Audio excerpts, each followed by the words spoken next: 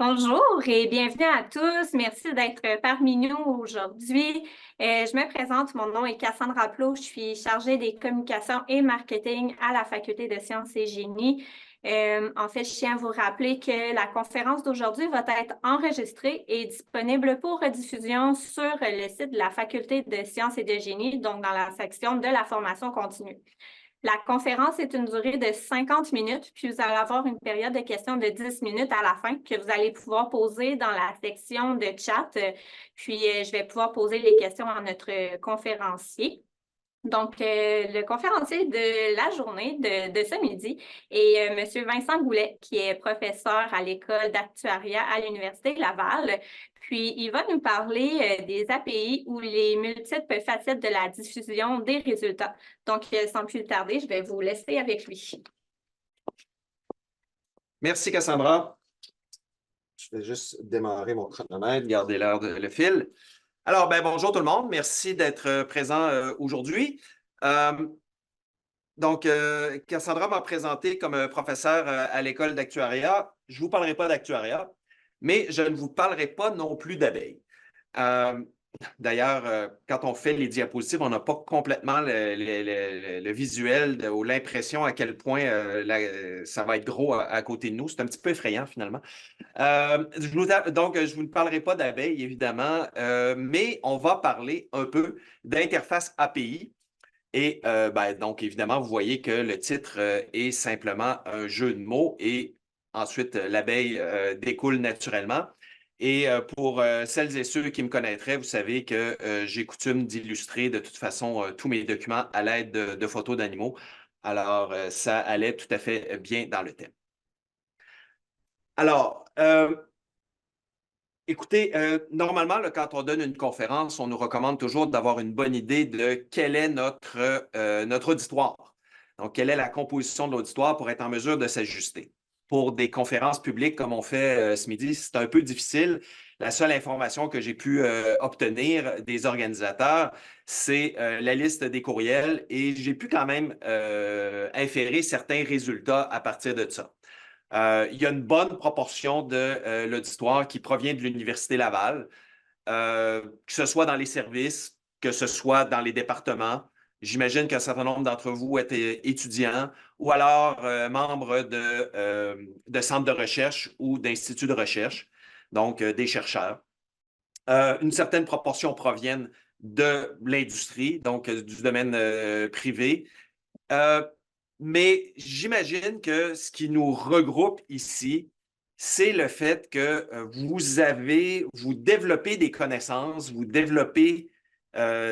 faites des découvertes et vous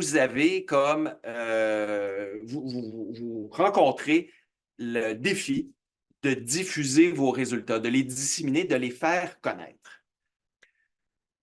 C'est le point de vue qu'on va prendre aujourd'hui. On va essayer on va se placer dans la position d'être, je vais utiliser le terme de scientifique de données ou scientifique si vous préférez. Ce que je veux dire par scientifique de données au sens extrêmement large du terme, c'est une personne qui utilise des données, probablement l'informatique, pour développer des résultats. Et par la suite, comme je le disais, vous voulez les faire connaître. Donc, dans le fond, vous souhaitez faire profiter le plus grand nombre de personnes possible.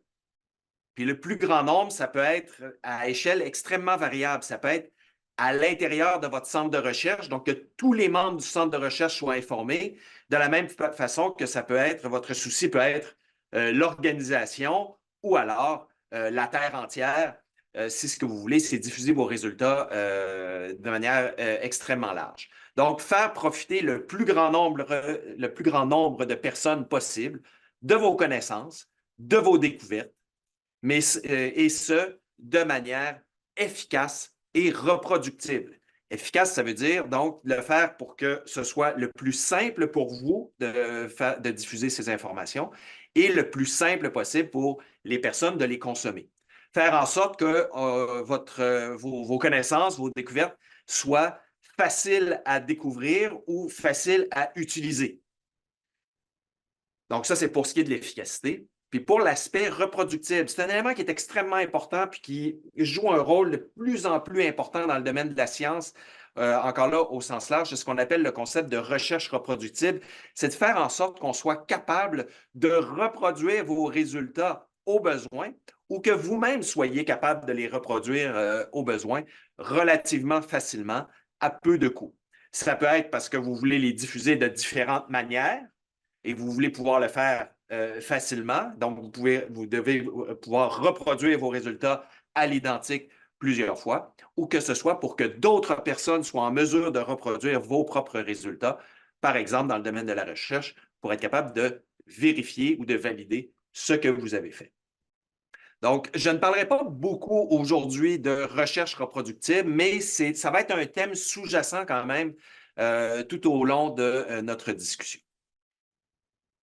Alors, l'objectif de la conférence aujourd'hui, dans le fond, c'est d'explorer différents modes de diffusion des résultats en sciences des données. Donc, ce qu'on va faire, c'est qu'on va regarder, comme je viens de le dire, différents modes de diffusion. Puis, par la suite, je présenterai quelques manières de produire chacun de ces modes-là à l'aide de différentes technologies, notamment avec R. Je parlerai un petit peu de Python également. Le biais étant le mien, je suis principalement un utilisateur de R, mais il y a plusieurs concepts que vous pourriez transposer facilement aux outils que vous utilisez dans votre domaine de recherche.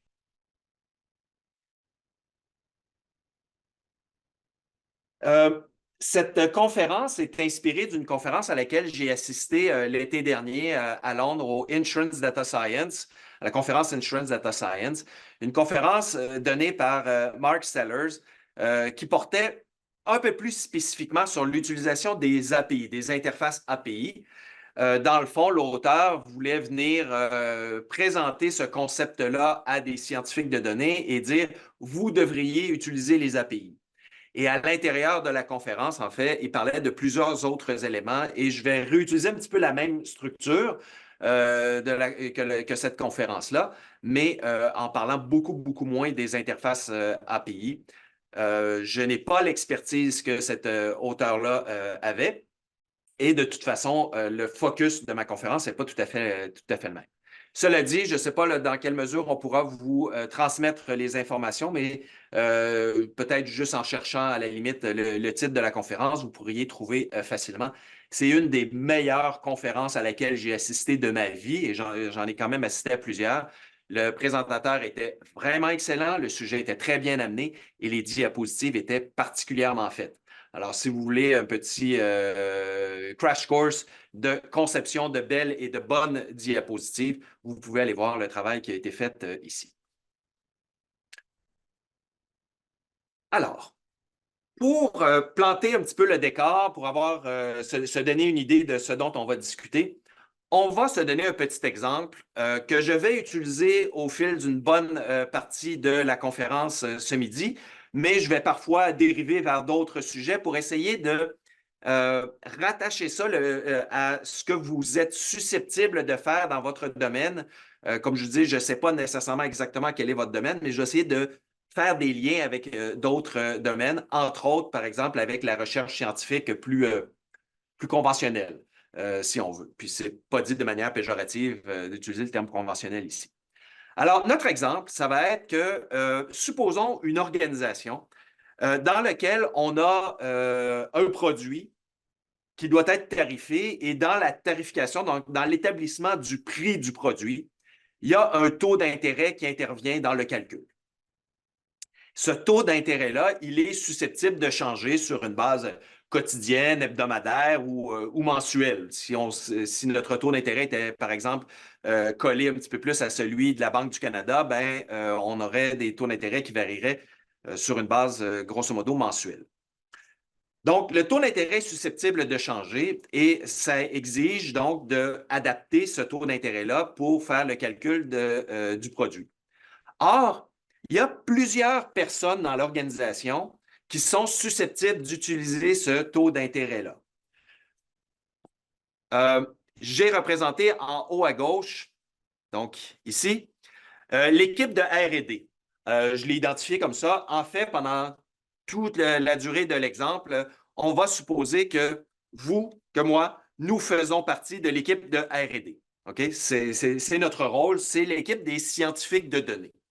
Donc, potentiellement, ça serait l'équipe de recherche et développement qui établit, par exemple, le taux d'intérêt qui devrait être utilisé. Qui l'établit ou en tout cas qui a comme responsabilité de le diffuser à l'intérieur de l'organisation. Ensuite, ce taux d'intérêt-là, il peut être utilisé à plein d'endroits. On peut devoir le publier sur le site web de l'organisation, par exemple, et ce n'est pas nécessairement l'équipe de R&D qui est responsable de faire la mise à jour du site web. Il y a probablement une équipe qui est responsable de faire ça. Il y a peut-être des gens dans le centre d'appel, donc qui prennent les appels de clients et qui doivent connaître le nouveau taux d'intérêt pour potentiellement adapter le prix du produit également. On pourrait aussi imaginer qu'il y a des représentants qui partent le matin. Ça existe encore, ce genre de concept-là, hein, de gens qui vont sur le terrain rencontrer des clients et qui doivent avoir le taux d'intérêt actif, le taux d'intérêt du jour pour effectuer des soumissions sur le terrain. OK? Donc, voilà le contexte. Vous voyez l'idée, puis vous pouvez facilement vous imaginer des genres de situations où cette chose-là pourrait survenir. Alors maintenant, on a une information. Dans le fond, l'idée, c'est que, émanant de l'équipe de R&D, donc de sciences des données, on a une information que l'on souhaite transmettre et diffuser au sein de l'organisation ou plus largement. Il y a différentes façons de le faire. Et puis, on va explorer 5 grands modes de diffusion. Le premier, ce sera de personne à personne. Donc, essentiellement qu'on donne l'information en parlant à quelqu'un. Le second, ça va être avec 2 types de rapports que j'ai appelés les rapports ad hoc. On pourrait penser à un mémo qu'on fait circuler à l'intérieur de l'organisation. Donc, un rapport qu'on fait une fois, que peut-être que le texte de ce rapport-là est nouveau à chaque fois, potentiellement. Mais on pourrait aussi imaginer des rapports faits automatiquement, donc qui sont produits à la chaîne, que ce soit parce qu'il y a un de ces rapports-là, de ces mémos, par exemple, qui est envoyé à tous les jours, à toutes les semaines, à tous les mois à l'intérieur de l'organisation et que le texte n'a pas véritablement besoin de changer. Ou alors parce que les rapports automatiques, ce sont des rapports qui sont faits, par exemple, à des organismes de réglementation. Ça existe également dans certains domaines. Donc, les rapports de manière plus générale. Si vous êtes chercheur, par exemple, dans un centre de recherche, ou donc vous faites de la recherche, comme je disais tout à l'heure, peut-être au sens conventionnel, au sens universitaire du terme, le volet de ce qu'on appelle les rapports ici, ça pourrait être votre article scientifique. C'est là qu'interviendrait le concept de l'article. Une autre méthode de diffusion, ça serait via une application web. Quand ici je parle d'application web, je parle d'une page web qui est dynamique, avec laquelle on peut interagir pour obtenir des résultats différents au besoin.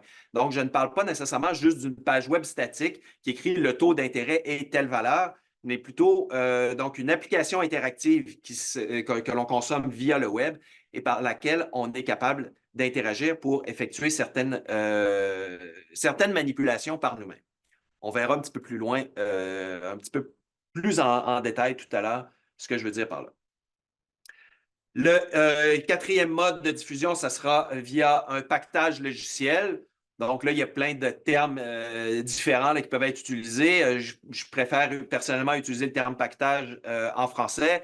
En anglais, on utilise souvent le terme de package ou alors on fait référence à une librairie, une bibliothèque, selon le langage de programmation, selon le contexte. La terminologie peut varier un petit peu. Et finalement, le dernier mode de communication qu'on va regarder, comme j'en ai parlé tout à l'heure, ce sera le concept d'interface API. Alors, lançons-nous pour regarder ces différents modes de diffusion-là et leurs avantages et leurs inconvénients à chacun.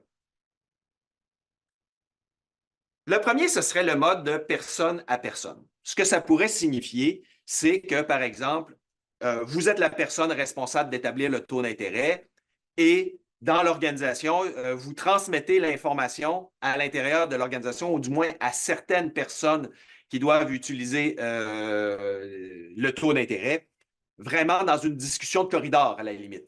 Ça pourrait être, on se rencontre le matin dans l'ascenseur et je te dis, José, aujourd'hui, c'est 5 le taux d'intérêt à utiliser. José, parfait, merci. Pars avec cette information-là. On pourrait imaginer également, par exemple, que le taux d'intérêt n'est non pas déterminé juste par l'équipe de sciences des données, mais peut-être par une vice-présidente, par exemple, qui doit prendre la décision finale et que la décision finale, elle est transmise à l'équipe de sciences des données de manière verbale, en disant, OK, finalement, le choix que l'on fait, c'est telle valeur et c'est ça qu'on va utiliser dans la suite. Ça fonctionne bien, hein? C'est un mode de communication ou de diffusion de l'information qui est extrêmement rapide, qui est très fluide, très flexible. C'est super simple à faire. Puis parfois, c'est la seule chose dont on a besoin selon le contexte. On n'a pas besoin toujours d'aller nécessairement beaucoup, beaucoup plus loin. Peut-être que votre souci de diffusion de l'information, c'est juste parmi les 10 membres d'un centre de recherche, par exemple, et d'arriver le matin puis dire à la volée à tout le monde, voici la valeur à utiliser dans vos calculs aujourd'hui. C'est peut-être tout à fait suffisant. Le problème, l'inconvénient majeur avec cette approche-là, c'est évidemment qu'elle n'est pas reproductible. C'est-à-dire qu'on ne garde pas de traces, entre autres, de l'information. Comment est-ce que l'information nous a été transmise? Il est facile d'échapper un élément, quelqu'un n'est pas entendu, ou alors carrément qu'il y a eu une erreur. Tu m'avais dit 4,5, j'avais compris 5. Puis, il peut y avoir donc des conséquences à ce genre de choix-là. Et comme je l'ai dit tout à l'heure, la notion de reproductibilité des résultats va jouer un rôle important dans la suite. Et le mode de communication de personne à personne est probablement le mode de communication le moins reproductible entre tous. Le second mode dont je vous ai parlé, c'est le concept du rapport. Donc, l'idée ici, c'est que, par exemple, l'équipe de sciences de données établit, par exemple, donc dans notre exemple, le taux d'intérêt à utiliser et produit un rapport au sens très, très, très large du terme, qui dit le taux d'intérêt est maintenant de 5 Comme je disais, ça peut être simplement un mémo qu'on fait circuler à l'intérieur de l'organisation. Ça peut être un rapport qui est remis, par exemple, aux organismes réglementaires. Ça peut prendre toutes sortes de formes différentes. Le rapport peut être, comme je le disais, ad hoc, c'est-à-dire on fait juste un rapport une fois, mais on peut aussi imaginer un système de production automatisé de ce genre de rapport.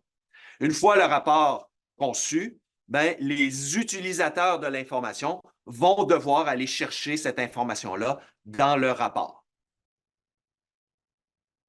Les avantages principaux de cette approche de production de rapport, c'est que c'est quelque chose qui est extrêmement fiable et reproductible. Donc, à partir du moment où on a produit le rapport qui établit en telle date, en date par exemple, du 27 février 2024, le taux d'intérêt utilisé est 5 et qu'on a un document qui potentiellement que l'on va archiver, ben, on a une information qui est fiable, on sait où est l'information et c'est aisément reproductible. On est capable de retourner dans le passé pour obtenir l'information.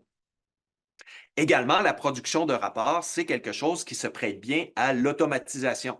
Donc, et on va voir justement tout à l'heure comment est-ce qu'on pourrait automatiser une partie de la production des rapports. Comme je le disais tout à l'heure, ici, on est également dans le contexte dans le domaine de la recherche, de la production de l'article scientifique. C'est la même chose pour l'article scientifique. On a les mêmes avantages, hein? Une fois que l'article est publié, on a l'information officielle qui est consignée quelque part et n'importe qui est capable d'y retourner par la suite. Les inconvénients un peu des rapports, qui sont par ailleurs un excellent mode de diffusion de l'information et probablement de loin le plus utilisé dans l'histoire et probablement encore le plus utilisé aujourd'hui. Les inconvénients, ben, c'est que d'une part, il peut y avoir un élément de transfert d'informations à effectuer.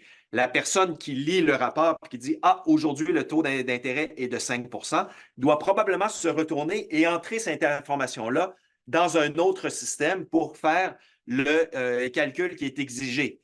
Et là, ben, il y a une possibilité d'erreur dans ce transfert d'informations-là. Il y a également le concept, en fait, quand on publie un rapport, il y a une publication qui est relativement passive, c'est-à-dire qu'on publie le rapport, on le met là disponible. Encore faut-il que les gens viennent chercher l'information à l'intérieur du rapport.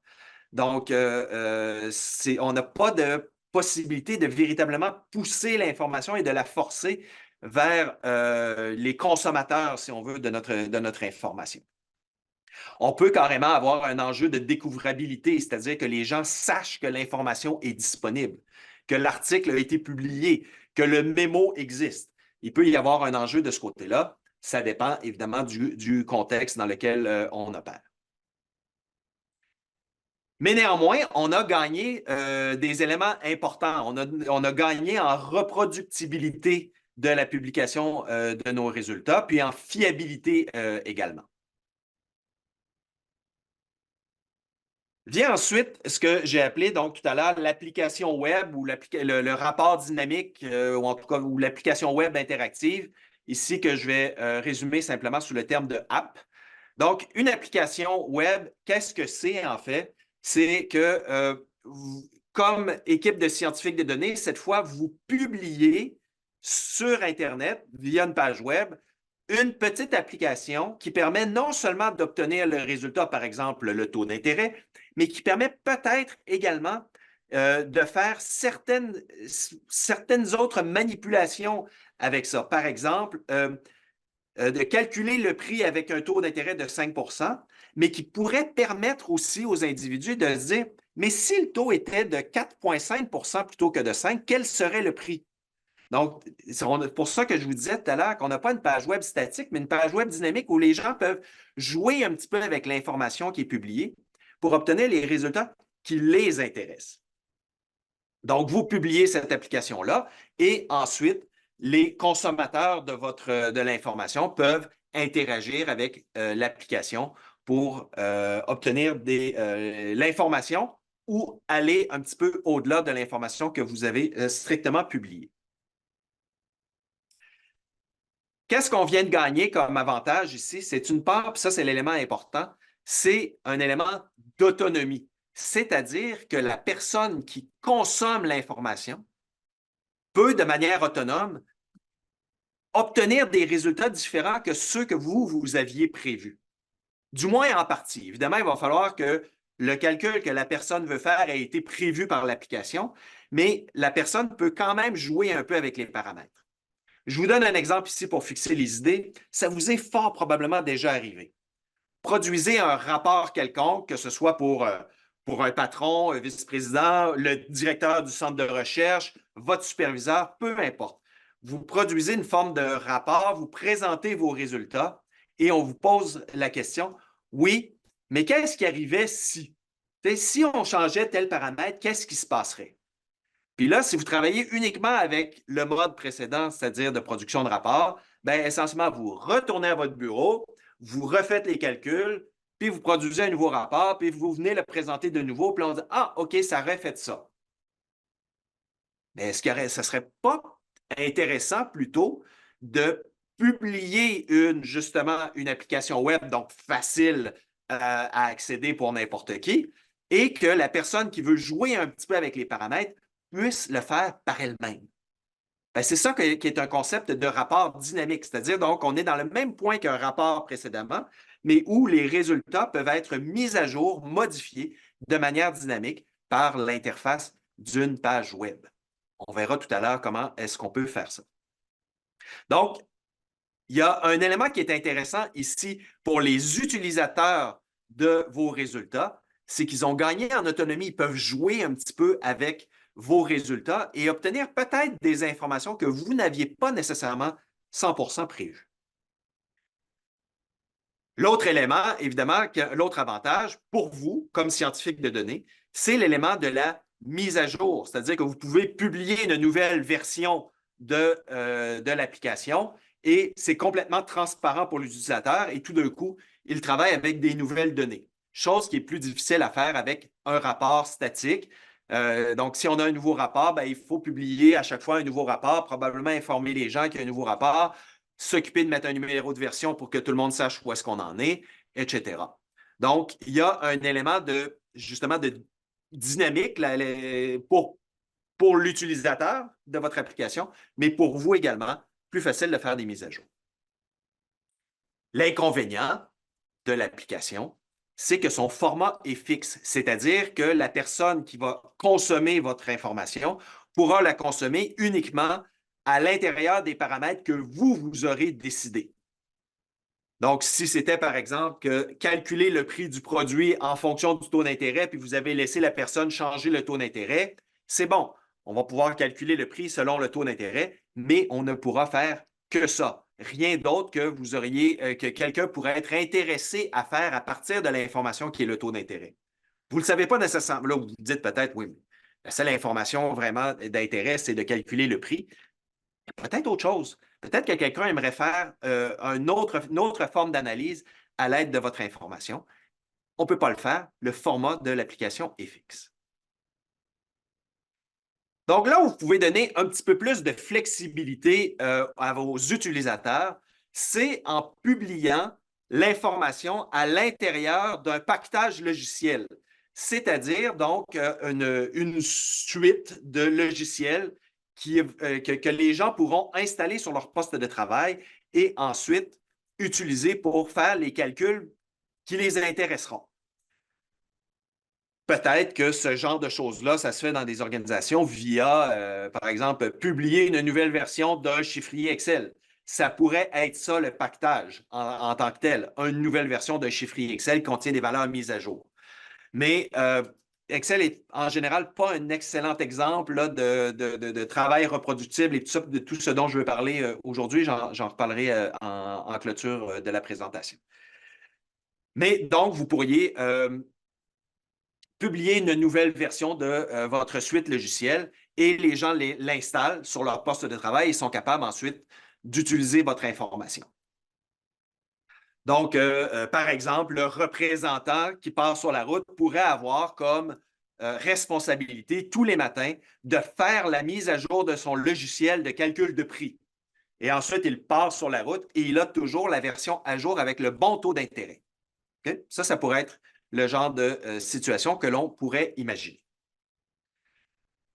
Là, ici, on a augmenté encore par rapport à l'application web, on a augmenté la flexibilité pour les utilisateurs de votre information.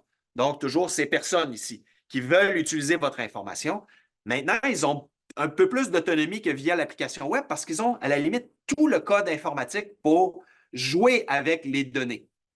Donc, il y a potentiellement une plus grande flexibilité pour les utilisateurs et cette flexibilité-là peut faire en sorte que les gens pourraient éventuellement faire développer des applications à partir de votre information que vous n'aviez même pas prévues. C'est là où ce que je veux dire par le terme d'innovation. C'est qu'on va vous laisser, via un paquetage logiciel, la possibilité aux utilisateurs de vos découvertes de potentiellement en faire des nouvelles. Donc, de construire sur vos découvertes et d'en faire des nouvelles, donc d'innover, d'aller au-delà de ce que vous aviez prévu. Chose que l'application web ne permet pas nécessairement de faire. Donc, vous voyez, il y a des éléments quand même intéressants ici sur le paquetage, sur le niveau de flexibilité qui va toujours en augmentant. Vous aurez remarqué, depuis le départ, on a une notion de flexibilité qui va en augmentant. Également, le concept d'un paquetage, c'est très bon pour le volet de recherche reproductible, donc de reproductibilité des résultats dans la mesure où on publie tout le code informatique qui a permis d'obtenir les résultats. Donc, quelqu'un peut reprendre notre code et, normalement, reproduire les résultats qu'on a obtenus à l'identique. Donc, ça, c'est quand même quelque chose d'extrêmement intéressant et c'est de plus en plus populaire dans plusieurs domaines de la recherche. Les inconvénients du paquetage logiciel, bien, il y a premièrement la gestion des versions. À partir du moment où on fait on publie une version de notre pactage logiciel, il n'y a aucune façon de s'assurer que les gens utilisent la bonne version, la version que nous, on voudrait qu'ils utilisent.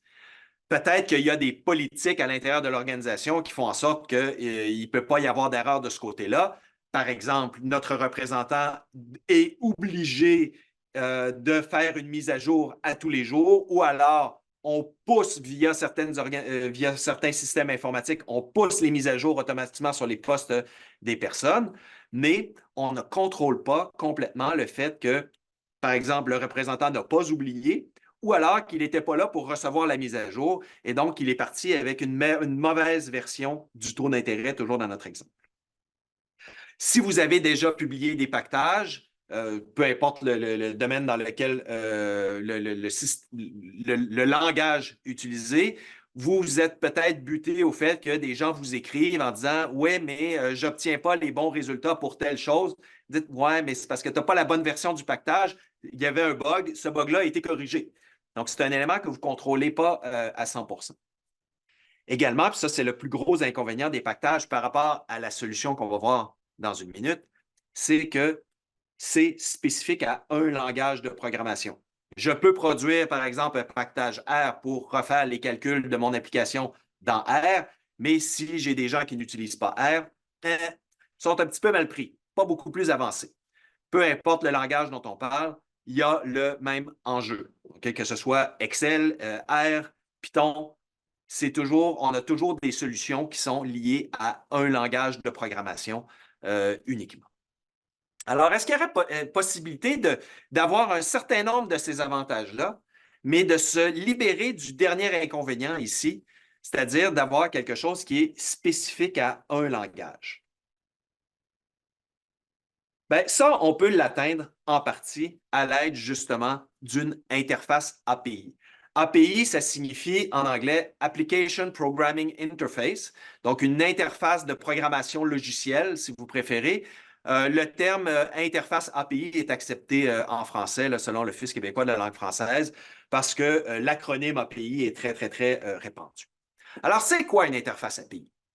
Ah ben là, il y a quelque chose d'important qui vient de changer. Remarquez ici, je n'ai plus une personne qui consomme l'information.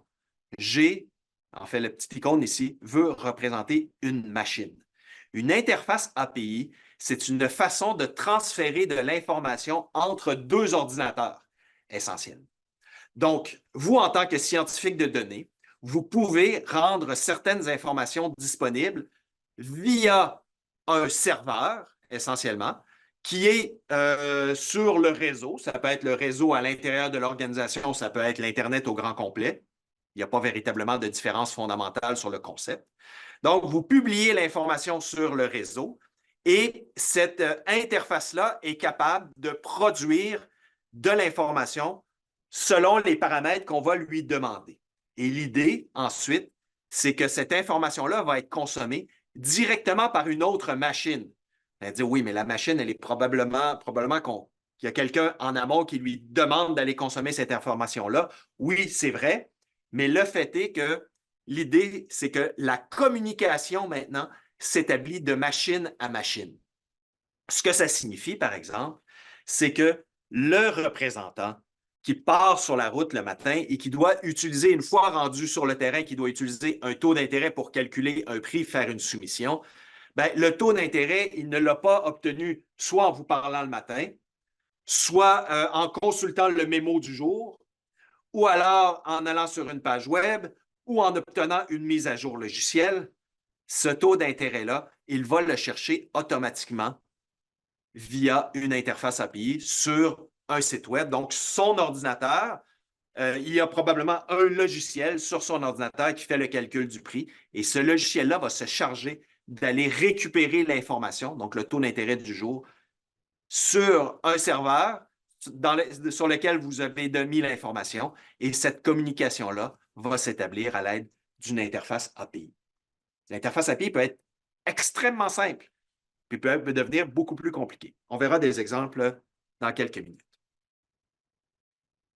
Un des intérêts des interfaces API, c'est que là, on a énormément de flexibilité.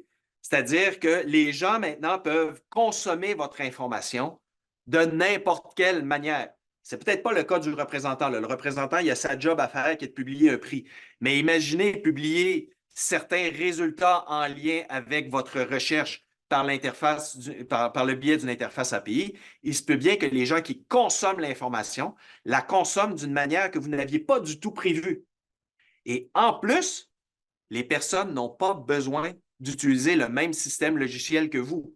Donc, l'information devient universelle.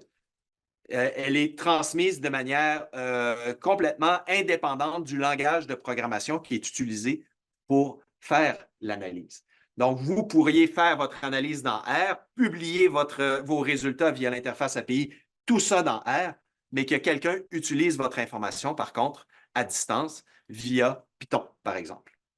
C'est tout à fait possible de le faire comme ça. Donc, ça, c'est l'avantage principal par rapport au pactage logiciel. L'inconvénient, surtout si c'est quelque chose de nouveau pour vous, là, le concept d'interface API, ben, l'inconvénient principal, ça va être justement le volet de mise en œuvre puis de l'utilisation. C'est quelque chose qui est un petit peu plus complexe puis qui demande un petit peu plus d'expertise technique. Ce genre de choses-là, ce n'est pas fait pour le PDG de l'organisation. Lui dire, ah, va chercher l'information via une interface API. Non. Probablement que le PDG de l'organisation, la meilleure façon de lui transmettre l'information, ça va peut-être être de personne à personne ou alors via un rapport. Les 5 modes de communication que je vous ai présentés, on peut maintenant les placer sous forme de pyramide, où on a, quand on part de la base et qu'on monte vers le haut, de plus en plus de flexibilité et de plus en plus de reproductibilité des résultats. Et ça, c'est quelque chose qui est particulièrement intéressant. Moi, c'est l'élément qui m'avait beaucoup, beaucoup frappé là, dans la présentation de Mark Sellers. Je connaissais le concept de faire des rapports. Je connaissais le concept des applications web. Je connaissais le concept des pactages. Les API, je connaissais l'idée, mais je n'avais jamais vu ça pour publier des résultats de recherche. Je n'avais jamais interprété de ce point de vue-là. Mais ça, de le voir comme une forme de continuum, et ça, c'était quelque chose que j'avais jamais personnellement envisagé. Donc, vous voyez, quand je pars du bas puis je m'en vais vers le haut, comme je disais tout à l'heure, on gagne en flexibilité pour l'utilisateur et on gagne également en reproductibilité des résultats. Puis on va gagner également en efficacité de la diffusion de nos résultats. Donc, quand même, quelque chose de très intéressant. Et ce que ça montre également, c'est que ce n'est pas nécessairement une solution qui est meilleure que les autres. Selon le contexte, il y a une solution qui va être la meilleure. Dans un autre contexte, c'est une autre solution. Il faut voir ça comme un continuum ou un ensemble de modes de diffusion qui sont à notre disposition. Et l'idée, c'est de les adapter à nos besoins en fonction du contexte. Alors, c'est super tout ça. Peut-être que je vous ai convaincu que c'était quelque chose qui était intéressant. Maintenant, c'est beau, je veux faire... comment est-ce qu'on fait? Comment est-ce que je peux produire des rapports, faire des applications web, faire des pactages, faire des interfaces API? Bien, évidemment, là, ici, dans une conférence de 45-50 minutes, je ne pourrais pas aller dans le menu détail. Je vais vous présenter des idées générales. Également, comme je vous l'ai dit d'entrée de jeu, mon biais personnel, je suis un utilisateur de R, donc mon biais personnel est de donner les solutions principalement avec R, mais je ferai ici et là mention également de Python, qui est l'autre langage de programmation le plus couramment utilisé aujourd'hui en analyse de données. Alors, reprenons nos différents modes de diffusion et regardons maintenant comment est-ce qu'on peut produire chacun de ces modes de diffusion-là. Évidemment, je vais passer par-dessus la production le mode de diffusion personne à personne. Pas besoin d'explication pour ça. La production de rapports, le concept de ce qu'est un rapport, c'est probablement celui que j'avais le moins besoin de vous expliquer. Vous pouvez facilement imaginer, comme je le disais tout à l'heure, que ce soit un mémo, un rapport technique que l'on produit pour les organismes réglementaires, un article scientifique, peu importe la nature du rapport, là, vous avez probablement déjà une image mentale de ce que vous pouvez produire sous forme de rapport. Donc, je n'avais pas besoin de vous expliquer très longuement ce que c'est, mais c'est dans celui-là que je veux passer le plus de temps à vous expliquer comment le faire de manière efficace et reproductible. Et puis, c'est probablement là un des points où vous pouvez gagner le plus, justement, en efficacité et en reproductibilité de la diffusion de vos résultats. C'est en utilisant un concept qu'on appelle la programmation lettrée. En anglais, ça s'appelle le literate programming. Alors, c'est quoi l'idée de la programmation lettrée? En fait, c'est de produire des rapports. Donc, l'idée, c'est qu'un rapport contient du texte. Et puis, si c'est un rapport émanant d'une équipe de sciences des données, il y a probablement des résultats qui figurent à l'intérieur du rapport. Par exemple, nous avons décidé que le taux d'intérêt était de 5 mais ce 5 %-là, il provient peut-être d'une longue analyse qui a été faite. Alors, l'idée de la programmation lettrée, c'est de combiner dans un même fichier de départ à la fois le texte d'un rapport et le code informatique qui peut permettre de produire des résultats à l'intérieur du rapport. Ça, c'est pour éviter de devoir écrire un rapport dans lequel donc, on tape notre texte et à un moment donné, on doit écrire le résultat obtenu de notre code informatique. Puis là, on regarde le code informatique, on dit « Ah, la réponse est 42 ». Et puis là, si à un moment donné, pour une raison quelconque, il y a une modification qui est faite au code informatique, on pourrait se retrouver avec une réponse différente. Oups, la réponse n'est plus 42, c'est 38 maintenant. Et puis, on a oublié de changer la valeur dans le rapport. Et puis là, on se retrouve avec un rapport qui ne correspond pas au code informatique. Ça s'est vu, ces genres de choses-là, hein, des articles scientifiques dans lesquels il y a des erreurs parce que c'était des valeurs qui avaient été inscrites à la main.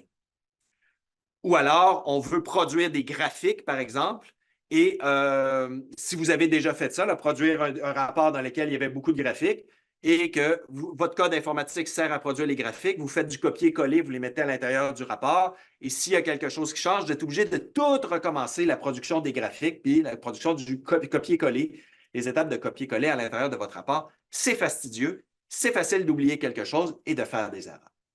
Ce qui serait plus efficace, c'est de faire produire le graphique dans le rapport directement à partir du code informatique. Ben, c'est ça que ça permet de faire la programmation lettrée. Ça permet donc, comme je le disais, de partir d'un fichier qui contient à la fois le code informatique et du texte et de produire soit uniquement le texte du rapport, donc un rapport avec le texte et potentiellement les graphiques, les résultats et tout ça dans donc notre rapport final, ou alors, ce serait possible également d'extraire le code informatique du fichier de départ si on voulait avoir juste le code informatique séparément. Je vous donne un exemple. Et l'exemple que je vais vous donner, c'est avec la technologie dite R Markdown, qui est très répandue dans R. Donc, vous avez ici un fichier de départ qui contient du texte. Donc, vous voyez le texte. Enfin, nous pouvons valider les résultats ci-dessus. Et là, on a soudainement, excusez-moi, un bloc ici qui est un bloc de code informatique. Ce bloc-là, c'est du code informatique qui s'avère être du code R. On a également un autre bloc ici. Hop, je n'ai pas fait ma ligne au bon endroit. Ce n'est pas si facile de trouver la bonne place. Donc, on a un autre bloc également ici où on affiche le résultat d'un calcul. Vous voyez, on calcule la moyenne de X et on arrondit à 4 décimales. Donc, ça, c'est notre point de départ, un fichier dans lequel il y a du code informatique, ainsi que du texte. Et l'idée, par la suite, c'est de faire passer ça à l'intérieur d'un programme informatique qui, lui, va être très, très, très bon pour détecter le code informatique. Il va l'exécuter, il va enlever le code informatique du fichier et il va nous retourner un fichier dans lequel il ne restera que le texte. Le bloc de code informatique ici a été supprimé. Et regardez l'autre bloc de code informatique. Il a été supprimé et il a été remplacé par la valeur numérique. Donc, j'ai produit la valeur numérique dans le rapport directement à partir du code informatique. Donc, ça devient beaucoup plus intéressant parce que je suis certain de toujours avoir dans mon rapport la valeur numérique qui correspond au code informatique. Par la suite, je pourrais prendre ce fichier-là dans lequel je n'ai maintenant que du texte, il n'y a plus de code informatique, et potentiellement produire une version PDF, par exemple, de mon document. Donc, ça, c'est le concept de programmation lettrée. C'est quelque chose, moi, que j'ai commencé à utiliser. Je ne me souviens plus exactement, là, mais quelque part, probablement autour de 2008. Là. Et avec les systèmes de gestion de version, l'utilisation d'un système de gestion de version, c'est probablement la technologie qui a le plus contribué à l'augmentation de ma productivité, mais également à la qualité des résultats que je produis, c'est-à-dire que lorsque je produis quelque chose, je suis certain que le résultat est bon parce qu'il a été produit directement à partir du code informatique. Et j'ai beaucoup gagné en productivité également. Vous pourriez faire des gains importants dans votre organisation si vous utilisez ça. Si vous êtes chercheur, étudiant, maîtrise, doctorat, postdoc, peu importe, vous devriez vraiment utiliser la programmation lettrée pour produire vos articles scientifiques notamment. Pour les apps, en fait, je vais vous montrer la technologie qui s'appelle Shiny. Shiny, c'est une technologie de la compagnie qui est derrière le logiciel RStudio et qui permet de produire des applications web à partir de R ou maintenant, ça fonctionne également à partir de Python. Alors, je vais juste vous montrer deux petits exemples ici. Donc, je dois juste rafraîchir la page. Donc, on va avoir une petite application ici. On ne sera pas long, l'application est en train de charger. Pendant que l'application charge, vous allez voir le code informatique requis pour créer ce genre de choses-là est extrêmement simple à faire. Bon, évidemment, il a fallu que l'application ne charge pas au moment où je veux vous la montrer. Hein? Donc, puis celle-là, même chose. Bon, alors, on va se passer de la démonstration. De toute façon, le temps file. Mais l'idée essentiellement d'une application Shiny, c'est une petite page web sur laquelle je peux jouer avec certains paramètres et voir les résultats se mettre à jour live devant mes yeux. Et le code informatique requis pour créer ce genre de choses-là, c'est extrêmement simple. En fait, moi, je le montre à mes étudiants, puis à l'intérieur de l'équivalent à peu près de 3-4 heures, ils sont capables de créer des applications Shiny. En voici donc, on va juste regarder la plus simple. Vous voyez une petite application qui prend des résultats, des données et qui affiche certains résultats. Et si je joue avec certains paramètres de l'application, par exemple, demander d'ajouter une courbe et de jouer avec les paramètres de lissage de la courbe, vous voyez que l'application se met à jour automatiquement.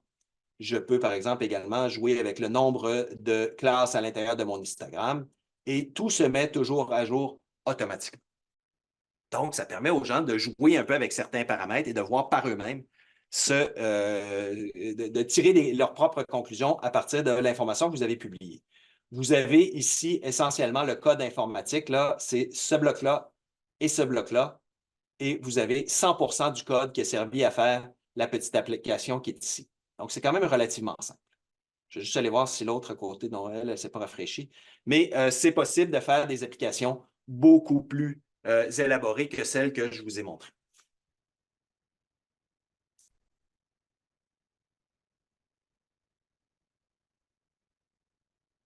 Je dois me dépêcher un peu.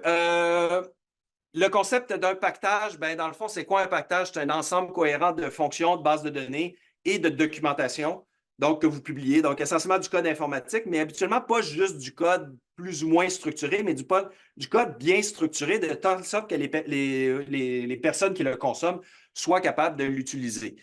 Donc, ça permet une diffusion à large échelle de votre code informatique. Si large échelle il y a, l'échelle large échelle, ça pourrait être tous les gens au sein de votre centre de recherche, comme ça pourrait être la Terre entière. Ça assure une intégrité du code aussi. Les gens ne peuvent pas modifier votre code facilement, alors que si vous distribuez seulement juste le code source, quelqu'un pourrait facilement faire des modifications, puis là, la version de votre programme qui circule à l'intérieur de l'organisation n'est plus celle que vous aviez publiée, mais celle que quelqu'un a publiée. Très facile, ça, de se retrouver avec des problèmes comme ça avec des chiffriers Excel. On distribue un chiffrier Excel, les gens peuvent aller modifier les valeurs dans les cellules, et puis là, on se retrouve avec une disparité entre ce que vous avez publié et ce que les gens utilisent. Puis, il y a un accès à la documentation qui est habituellement mieux garanti par l'utilisation des pactages. Je ne peux pas aller véritablement beaucoup plus loin ici dans la production de paquetage parce que ça dépend vraiment, vraiment du langage de programmation que vous utilisez. Alors, je vous réfère simplement à la documentation de l'outil logiciel que vous utilisez dans votre organisation ou dans votre groupe de recherche. Mais encore là, mettons, dans R, apprendre à faire un paquetage, ça peut sembler quelque chose de compliqué. Ce n'est pas. Encore là, c'est quelque chose que mes étudiants apprennent en 3-4 heures à peu près. Et finalement, je termine rapidement avec l'interface API. Donc, une interface API, comme je vous l'expliquais, c'est une manière pour un ordinateur de communiquer avec un autre ordinateur via le réseau, que ce soit un réseau interne, que ce soit Internet. Donc, j'ai inversé l'image par rapport à tout à l'heure pour mettre plutôt l'emphase sur le fait qu'on a le client ici qui part et qui consomme de l'information sur le serveur. Je donne un exemple extrêmement simple d'une petite interface API. Vous pourriez faire une interface API qui retourne la somme de deux nombres. Ça ne sert à rien, mais ça met quand même les idées en place. Donc, une interface API qui calculerait la somme de deux nombres, ben, le client pourrait envoyer, par exemple, sous forme de paramètres, les nombres 2 et 2, et votre interface, elle retournerait la valeur 4 au client qui consomme l'information. Plus concrètement, habituellement, ça se fait via des accès à des pages web, finalement, bien spécifiques. Alors, par exemple, ici, là, je mets une URL, ce n'est pas tellement important, mais vous voyez qu'à la fin de l'URL, ici, add22, ça serait un appel à la fonction qu'il y a dans l'API qui fait la somme de deux nombres et on lui donnerait comme argument 2 et 2 pour ensuite recevoir la valeur 4. Ici, vous pouvez imaginer relativement facilement faire quelque chose où, plutôt que l'addition de deux nombres, vous mettez votre propre fonction. Vous spécifiez quels sont les paramètres qu'il faut que les utilisateurs doivent donner à votre interface et vous pouvez ensuite retourner des résultats. Donc, par exemple, mon représentant a sur son poste un logiciel qui sait accéder à l'API et faire la requête taux d'intérêt du jour pour recevoir le taux d'intérêt à utiliser ensuite dans l'outil de calcul du prix d'un produit pour faire une soumission.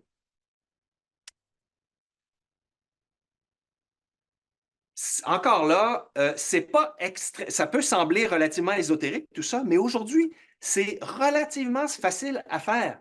Dans R, vous avez un pactage, le pactage Plumber, qui permet de construire des interfaces API de manière extrêmement simple. En fait, on écrit essentiellement ce qu'on veut que l'API fasse sous forme de commentaires à l'intérieur d'un fichier de script R et toute la mécanique est prise en charge automatiquement par le pactage. De la même façon que Shiny se charge de toute la mécanique pour faire afficher une page web et de la faire mettre à jour automatiquement. On n'a pas besoin de se charger de ça.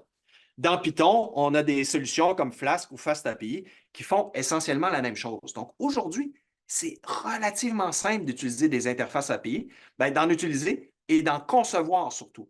Donc, c'est quelque chose que je vous encourage à regarder éventuellement, juste réfléchir aux besoins de votre organisation, aux besoins que vous avez de diffusion des données.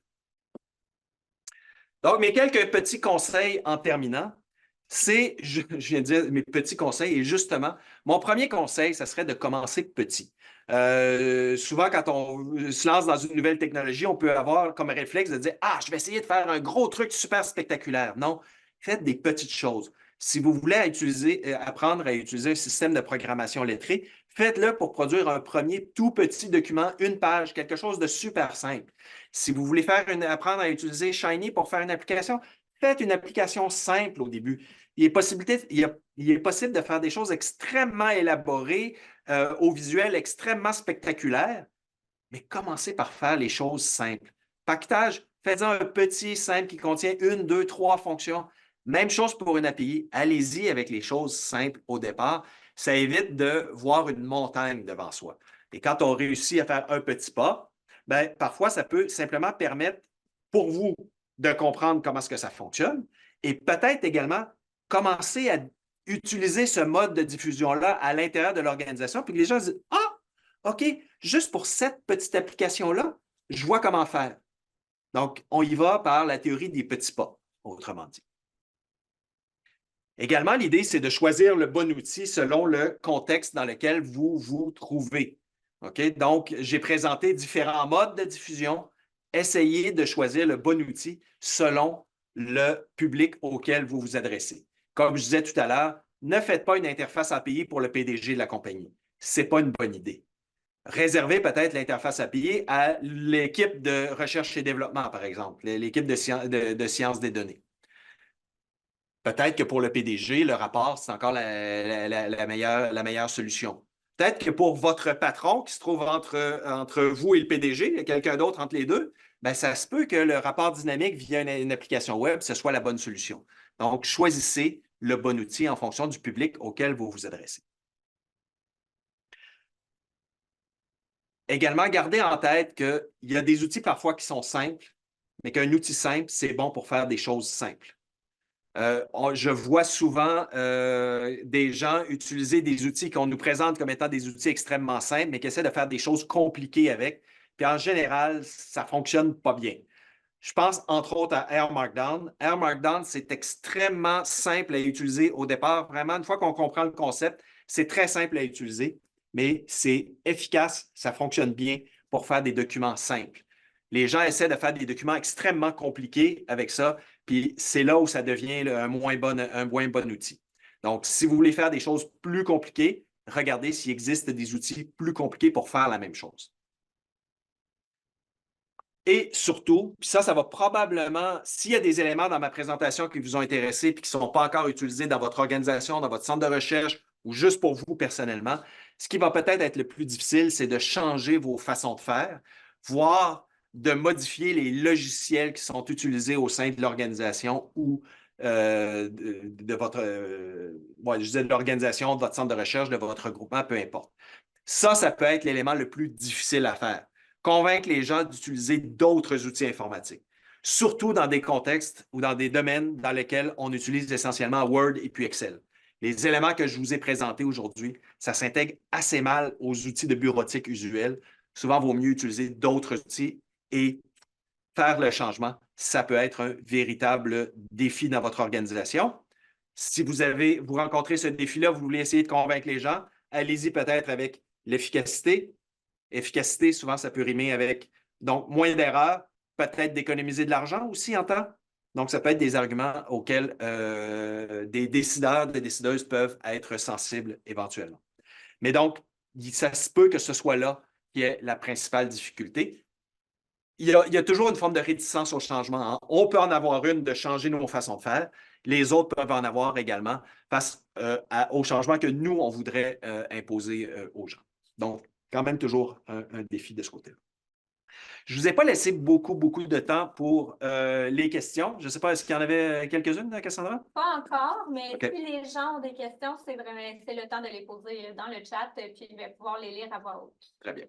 Autrement, si de toute manière, peu importe, je vais vous remercier de votre présence aujourd'hui. J'espère que la présentation vous aura été utile.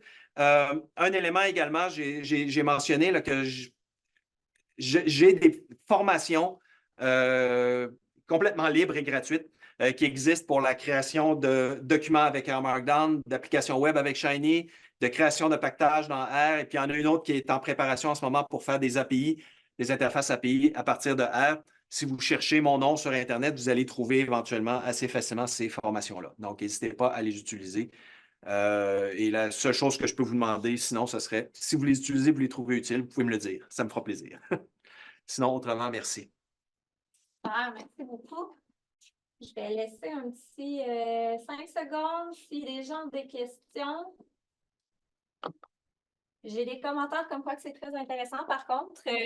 Tant mieux.